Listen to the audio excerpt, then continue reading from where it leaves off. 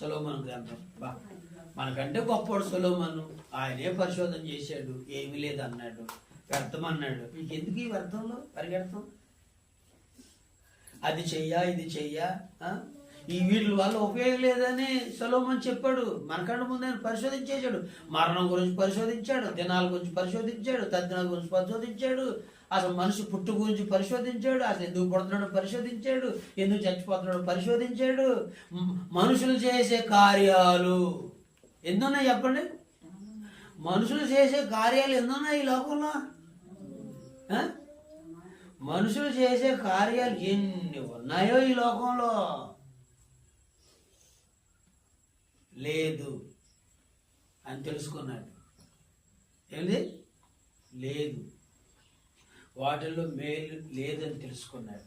ఇక చివరికి ఏమంటే దేవుని యందు భయభక్తులు తప్ప ఇక వేరే దిక్కు లేదంటే. హల్లెలూయా. దేవుడే దిక్కు.